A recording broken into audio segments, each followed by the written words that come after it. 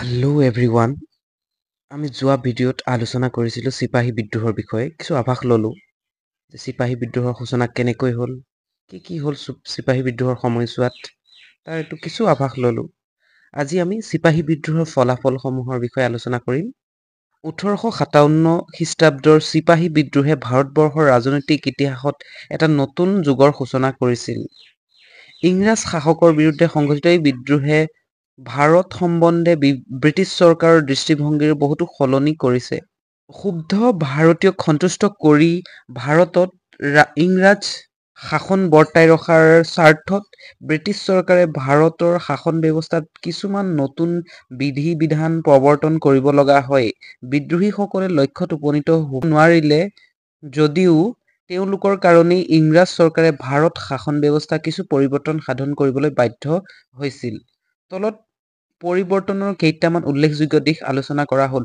ত' আমি গম পাওঁ যে 1857 চনৰ যি চিপাহী বিদ্ৰোহ হৈছিল, সেই চিপাহী বিদ্ৰোহ যিহেতু সফল হোৱা নাছিল, যিহেতু তেখেতসকলৰ যি উদ্দেশ্য আছিল, উদ্দেশ্যত উপনীত হ'ব পৰা নাছিলে, কাৰণ ব্ৰিটিছ শাসন ব্যৱস্থা তেতিয়াও বৰ্তি থাকিলে আৰু এই যি চিপাহী বিদ্ৰোহক দমন কৰিবলৈ ব্ৰিটিছসকল সক্ষম হ'ল।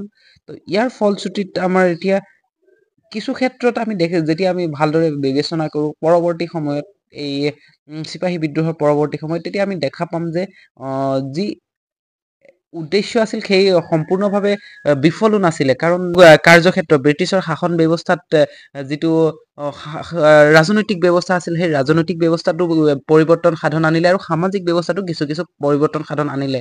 আৰু এইদৰেই আমি এতিয়া চাম ইয়াত কি ধৰণৰ পৰিৱৰ্তন আহিলে। যিহেতু 1857 চনলৈকে ইয়াত ভাৰতত কি কোম্পেনীৰ ৰাজত্ব চলি আছিল। ইয়াত কোনে শাসন কৰি আছিলে? কোম্পেনী শাসন কৰি আছিলে, ইষ্ট ইণ্ডিয়া কোম্পেনী। তো এই 1857 চনৰ পিছত 1858 চনৰ এখন আইন আনে, আৰু এই ভাৰত শাসন আইনে কি কৰে, সম্পূৰ্ণভাৱে ভাৰতৰ যি শাসন ব্যৱস্থা, এই ভাৰতৰ শাসন ব্যৱস্থাক যোনটো ইংলেণ্ডৰ ৰাণী, এই ৰাণীৰ অধীনলৈ লৈ যায়, আৰু ইংলেণ্ডে পোনপটীয়াভাৱে এই ভাৰতৰ শাসন ব্যৱস্থাত তেখেতসকলৰ আইন কানুনবিলাক ইয়াত প্ৰৱৰ্তন কৰে। তো চাওঁ আহক ইয়াত কি দিয়া আছে। সাংবিধানিক পৰিৱৰ্তন 1 নম্বৰ পইণ্টত দিয়া আছে যে সাংবিধানিক পৰিৱৰ্তন, সাংবিধানৰ ক্ষেত্ৰত বা শাসন ব্যৱস্থাৰ ক্ষেত্ৰত কি পৰিৱৰ্তন হ'ল সেই বিষয়ে দিয়া আছে।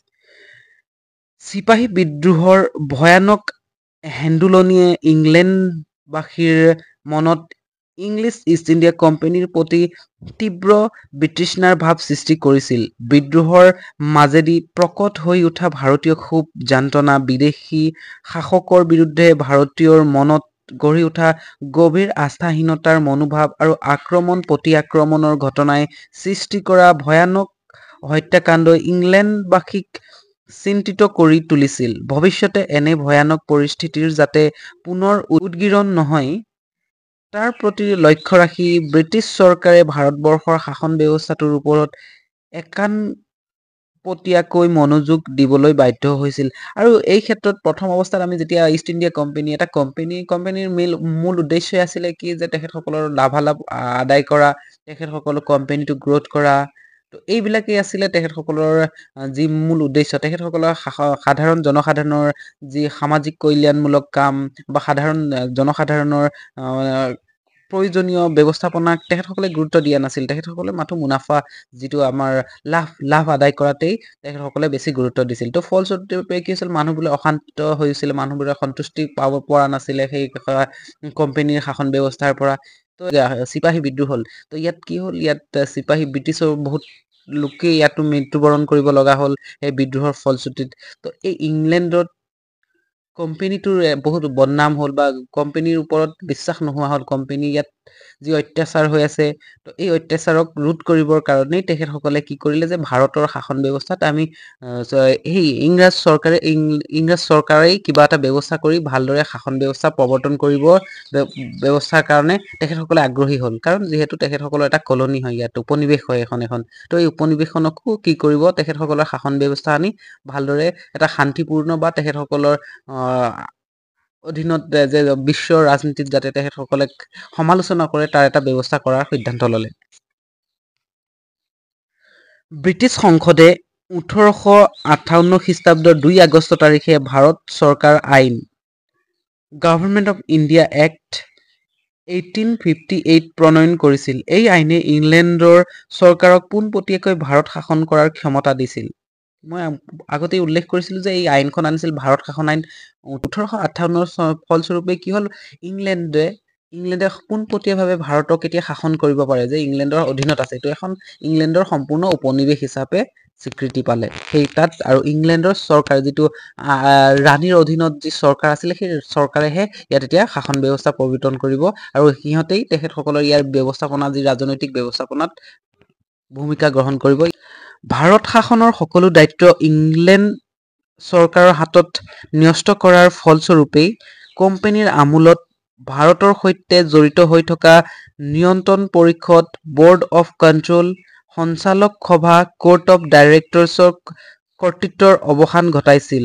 তো ইয়াৰ আগতে কি আছিলে যে দুখন বৰ্ড আছিলে, এখন বৰ্ড আছিলে ইংলেণ্ডত।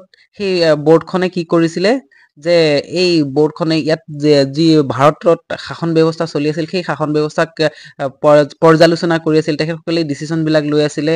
তো ইয়াৰ ফলস্বৰূপে ইয়াতো ভাৰততো এখন আছিলে কোৰ্ট অফ ডাইৰেক্টৰ্ছ বুলি, আৰু এই কোৰ্ট অফ ডাইৰেক্টৰ বিলাকে কি কৰিছিলে ইয়াত ব্যৱস্থাপনা লৈ আছিলে। যোনবিলাক গভৰ্ণৰ বিলাক আছিল, গভৰ্ণৰৰ অধীনত বা গভৰ্ণৰৰ অধীনতেই আছিলে কেইজনমান বিষয়া, আৰু সেই গভৰ্ণৰৰ অধীনত থকা বিষয়াসকলেই কি কৰি আছিলে শাসন ব্যৱস্থাৰ সম্পূৰ্ণ ব্যৱস্থা লৈ আছিলে কোম্পানীৰ আমোলত। তো ইয়াৰ পৰিৱৰ্তন এই দুখন যি বৰ্ড আছিলে, যি এখন ইংলেণ্ডৰ কাউন্সিলৰ কিছুমান আছিলে, সেই কাউন্সিলৰ বিলাকে মন্ত্ৰীয়ে হয় যিটো তেখেতসকলৰ সদন আছিলে, সেই ইংলেণ্ডৰ সদনৰ দুজনমান বিষয়াই লগ লাগি তাত কাউন্সিল এখন গঠন কৰিছিল আৰু তেখেতসকলেই শাসন ব্যৱস্থা প্ৰৱৰ্তন কৰিছিল। এই দুইখন বৰ্ড এতিয়া কি কৰিলে সম্পূৰ্ণৰূপে অৱসান ঘটালে, কৰ্তন কৰিলে এই নতুন আইনে। নতুন আইন অনুসৰি ভাৰতৰ শাসন সম্বন্ধীয় সকলো দায়িত্বৰ ক্ষমতা ব্ৰিটিছ মন্ত্ৰীসভাৰ এজন সদস্যৰ হাতত অৰ্পণ কৰা হয়। তো ইয়াৰ ফলস্বৰূপে এতিয়া কি হ'ল যে এজন বিষয়া, যোনটো মন্ত্ৰী ব্ৰিটিছ সংসদত আছে, এই ব্ৰিটিছ সংসদৰ এজন মন্ত্ৰীক ভাৰতৰ শাসন ব্যৱস্থাৰ দায়িত্ব দিলে। ইয়াত ভাৰতৰ শাসনৰ সৈতে প্ৰত্যক্ষভাৱে জড়িত হোৱা মন্ত্ৰীজনক ভাৰত সচিব, secretary of state for India বোলা হয়। তো ইয়াত সচিব, ভাৰতৰ সচিব বুলি এখন এজন ব্যক্তিক তাৰ দায়িত্ব দিয়ে, আৰু সেই দায়িত্বত থকা ব্যক্তিসকলে এটা ছেক্ৰেটাৰিয়েট গঠন কৰে, আৰু সেই ছেক্ৰেটাৰিয়েটটোৱে এতিয়া কি কৰিব ভাৰত শাসন কৰিব। ভাৰত সচিবক সহায় কৰিবৰ বাবে 15জনীয়া সদস্যৰে এখন পৰিষদ গঠন কৰা হয়, আৰু এই ভাৰত সচিবৰ অধীনতে যোনজন মন্ত্ৰীক ভাৰত সচিব বুলি কয়, আৰু তাৰ অধীনতে এখন কাউন্সিল গঠন কৰে, যি পৰিষদ 15জনীয়া এটা পৰিষদ গঠন কৰে, আৰু সিহঁতেই এতিয়া শাসন কৰিব ব্যৱস্থা ভাৰতৰ। পৰিষদখনৰ মুঠ সদস্য 8জন ইংৰাজ চৰকাৰৰ আৰু বাকী 7জন সদস্য কোম্পানীৰ ফালৰ পৰা নিৰ্বাচন কৰাৰ ব্যৱস্থা কৰা হ'ল। আৰু যিহেতু ইয়াত ভাৰতত শাসন ব্যৱস্থাটো কোম্পানী আৰম্ভ কৰিছিল, তো সেইকাৰণে এতিয়া সম্পূৰ্ণৰূপে কোম্পানীক হটাবও নোৱাৰে ইয়াৰ পৰা। তো সেইকাৰণে ইয়াত 7জন বিষয়া কোম্পানীৰ পৰা দিব লাগিব, আৰু 8জন সেই ইংৰাজৰ তাৰ পৰাই বিষয়া থাকিব, যোনটো ইংৰাজ চৰকাৰ আছিলে সেই চৰকাৰৰ বিষয়া কিছুমানেই থাকিব ইয়াত। পৰিষদৰ সচিবগৰাকীক পৰিষদত সভাপতিত্বৰ ক্ষমতা দি সকলো সদস্যকে ভাৰত শাসন সম্বন্ধে দিহা পৰামৰ্শ আগবঢ়োৱাৰ দায়িত্ব অৰ্পণ কৰা হয়। আৰু এই সচিব প্ৰধানগৰাকী, যোনটো সচিবগৰাকী থাকিব পৰিষদৰ, এই সভাপতিৰ দায়ভাৰো গ্ৰহণ কৰিব, আৰু তেখেতৰ অধীনতেই কি কৰিব শাসনৰ দিহা পৰামৰ্শ আৰু বিভিন্ন ধৰণৰ পৰ্যালোচনাসমূহ তেখেতসকলে তাত কৰিব। সচিবগৰাকীক বছৰত এবাৰকৈ ভাৰত শাসন সংক্ৰান্তীয় সকলো তথ্য পাতি প্ৰতিবেদন আকাৰে ব্ৰিটিছ সংসদত জমা দিবৰ কাৰণে বাধ্য কৰোৱা হয়। আৰু ইয়াতে এতিয়া ভাৰততনো কেনেকৈ শাসন ব্যৱস্থা চলি আছে, কিনো চলি আছে, তাৰ অৰ্থনৈতিক অৱস্থা হওক বা ৰাজনৈতিক অৱস্থাবিলাকেই হওক, সকলোবিলাকৰ এটা তথ্য তেওঁ বছৰত এবাৰকৈ হ'লেও সেই সংসদ, যি ইংৰাজৰ সংসদ আছে তাত জমা দিবলৈ বা তাত সেই সম্বন্ধে তথ্য প্ৰদান কৰিবলৈ তেখেতক বাধ্য কৰোৱা হ'ল এই আইন অনুসৰি। ভাৰত চৰকাৰ আইন অনুসৰি ভাৰতবৰ্ষৰ সৰ্বোচ্চ শাসনকৰ্তা হিচাপে গভৰ্ণৰ জেনেৰেল থাকিল, যদিও তেওঁক ভাইচৰয় অৰ্থাৎ ৰাজপ্ৰতিনিধিৰ খিতাপ প্ৰদান কৰা হয়। আৰু এই যোনজন ভাৰত শাসন আইন আছিলে, আৰু ইয়াত আমাৰ কি আছিলে গভৰ্ণৰ জেনেৰেলজন আছিলে, আৰু গভৰ্ণৰ জেনেৰেলজনেই আছিল প্ৰধান ভাৰতৰ শাসন ব্যৱস্থাৰ হেড। আমাৰ ভাৰতৰ যি ৰাজনৈতিক ব্যৱস্থা আছিলে সেই সময়ত প্ৰধান আছিলে। তো এইজনক এতিয়া ভাইচৰয় বুলি কোৱা হয়। সেই সময়ত আৰু যেহেতু ভাৰত শাসন আইন আহিলে তো এই ভাৰত শাসন আইন অনুসৰি তাক তেখেতক ভাইচৰয় বুলি কোৱা হয় আৰু ভাইচৰয় অৰ্থাৎ কি বুলি কৈছে ৰাজপ্ৰতিনিধিৰ কিতাপ ৰাজপ্ৰতিনিধি মানে ৰজাৰ যি ৰাণী আছে ৰাণী বা ৰজা ৰাণী আছিলে সেই সময়ত সেই ৰাণীৰ অধীনত তেখেতসকলে যিহেতু প্ৰতিনিধিত্ব ৰাণীক প্ৰতিনিধিত্ব কৰি আছে ভাৰতত তো সেইকাৰণে তেখেতক ৰাজপ্ৰতিনিধি বুলি কোৱা হয় ইয়াত এই আইনে ভাইচৰয় আৰু প্ৰাদেশিক মুৰব্বী গভৰ্ণৰজনক নিযুক্তি দিয়াৰ ক্ষমতা ইংৰাজ চৰকাৰৰ হাতত ন্যস্ত কৰাৰ লগতে কোম্পানীৰ সামৰিক বাহিনীক ব্ৰিটিছ চৰকাৰৰ তলতীয়া কৰিছিল তো এই আইনত কি কৰিলে যে এই যোনজন ভাইচৰয় থাকিব আৰু যোনবিলাক প্ৰভিন্সবিলাক আছিলে বেলেগ বেলেগ প্ৰভিন্সবিলাক আছিল প্ৰভিন্সবিলাকৰ থকা গভৰ্ণৰবিলাকক কোনে ইয়াক নিযুক্তি দিব ভাৰত যিটো ইংৰাজ চৰকাৰ আছিল ইংৰাজ চৰকাৰে নিযুক্তি দিব আৰু যি কোম্পানীৰ আমূলত এটা ইয়াত ব্ৰিটিছৰ এটা সৈনিক সামৰিক বাহিনী এটা যি গঠন হৈছিল সেই সামৰিক বাহিনীৰ সম্পূৰ্ণ দায়িত্ব এতিয়া কাৰ হাতলৈ গ'ল বা সম্পূৰ্ণ তেখেতসকলৰ নিয়ন্ত্ৰণ কাৰ হাতলৈ গ'ল ইংৰাজ চৰকাৰ হাতলৈ গ'ল এই আইন অনুসৰি ভাৰত সচিব আৰু ভাৰত ব্ৰিটিছ চৰকাৰৰ সকলো আমোলা কৰ্মচাৰীৰ বেতন ভাত্তা আদি ভাৰতৰ পৰা সংগৃহীত ৰাজহৰ যোগেদি দিয়াৰ ব্যৱস্থাটো এই আইনখনত এটা বিশেষ উল্লেখযোগ্য দফা আছিল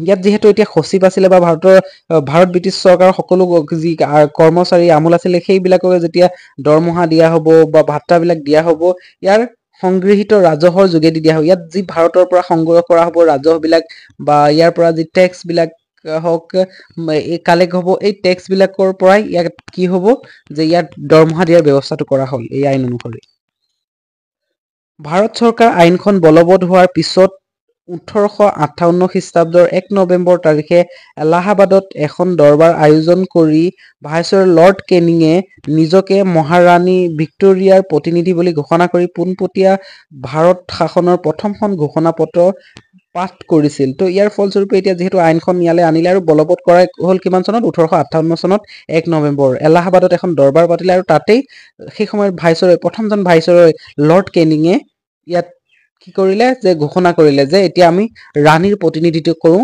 আমি কোম্পানীৰ নহয় এতিয়া আমি ইংৰাজ চৰকাৰ তথা আমি ইংৰাজৰ ৰাণীৰহে প্ৰতিনিধি এতিয়াৰ পৰা ভাৰতত সেই ধৰণে ঘোষণা কৰে এই ঘোষণাৰ মাজেদি ভাৰতীয় প্ৰজা আৰু দেশীয় শাসকৰ মনত সৃষ্টি হোৱা অশান্তি সন্দেহ আদি আঁতৰাবলৈ বিচৰা হৈছিল যিহেতু সেই সময়ত চিপাহী বিদ্ৰোহত কি হৈছিলে যে ৰজাসকল আছিল যিসকল ৰাজকীয় ৰাজ্যবিলাক আছিলে ইয়াতে ৰাজকীয় ৰাজ্যবিলাকৰ ৰজাবিলাকক অসন্তুষ্ট আছিল যে তেখেতসকলে এই কোম্পানীৰ বিৰুদ্ধে যি চিপাহী বিদ্ৰোহ কৰিলে তাক দমাবৰ কাৰণেই এই ব্যৱস্থা আছিল তো সেইকাৰণে ক'লে যে আমি এতিয়া ইংৰাজ চৰকাৰৰ ব্যৱস্থা আছিলোঁ আৰু ইংৰাজ চৰকাৰে যি ক'ব আমি সেই ধৰণেই চলিম আৰু এই যোনবিলাক ৰাজকীয় ৰজা আছিল তেখেতসকলে সম্পূৰ্ণভাৱে আগৰ দৰে যিদৰে তেখেতসকলক প্ৰথম অৱস্থাত কোম্পানীয়ে ব্যৱস্থাপনা কৰি দিছিলে যে ইংৰাজৰ অধীনত তেখেতসকলে নিজৰ যি ৰাজ্যবিলাক থাকিব তাত শাসন ব্যৱস্থা চলি থাকিব কিন্তু এই যি প্ৰয়োজনীয় টেক্সবিলাক হওক বা ৰাজহবিলাকে হওক সেইবিলাকে দিয়াৰ ব্যৱস্থা কৰিব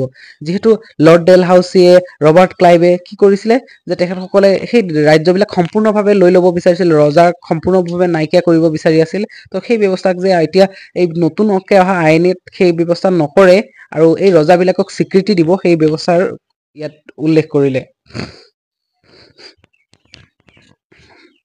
লৰ্ড কেনিঙে এই ঘোষণাৰ যোগেদি ধৰ্মৰ ক্ষেত্ৰত উদাৰতা সহিষ্ণুতা আৰ্থিক ক্ষেত্ৰত সমতা প্ৰতিষ্ঠাৰ প্ৰতিশ্ৰুতি দিয়াৰ লগতে বিলোপ নীতিৰ পৰিহাৰ আৰু দেশীয় ৰাজন্যবৰ্গৰ প্ৰতি উদাৰ মনোভাৱ পোষণ কৰি ভাৰতবৰ্ষত ইংৰাজ শক্তিয়ে ভৱিষ্যতে ৰাজ্য বিস্তাৰ নকৰাৰ আশ্বাস প্ৰদান কৰিছিল বিদ্ৰোহৰ সময়ত কোম্পানী চৰকাৰক সহায় কৰা দেশীয় ৰাজন্যবৰ্গ আৰু কেইগৰাকীমান ব্ৰিটিছ ভক্ত ভাৰতীয় নেতাক এলাহাবাদ দৰবাৰলৈ নিমন্ত্ৰণ কৰি তেওঁলোকক পুৰস্কৃত কৰা হৈছিল তো যিহেতু সেই আন্দোলনত চিপাহী আন্দোলনৰ সময়ছোৱাতেই হওক বা আগৰ সময়ছোৱাতেই হ'ল ৰজাবিলাকে কি কৰিছিল ইংৰাজ চৰকাৰবিলাকক সহায় কৰি আছিল যে কোম্পানীক সহায় কৰি আছিলে যে ইয়াত ভাৰতৰ যি শাসন ব্যৱস্থা আছিল তাক শাসন ব্যৱস্থা বৰ্তাই ৰখাত বা তেখেতসকলৰ সমস্যাৰ সময়ত কি কৰে সহায় কৰিলে তো সেই ফলস্বৰূপে তেখেতসকলক এই দৰবাৰতেই পুৰস্কৃত কৰিলে যাতে তেখেতসকলে আৰু বেলেগ বেলেগ ৰজাবিলাকেই তেখেতসকলৰ লগত এতিয়া সহমতত চলিব পাৰে সেইধৰণে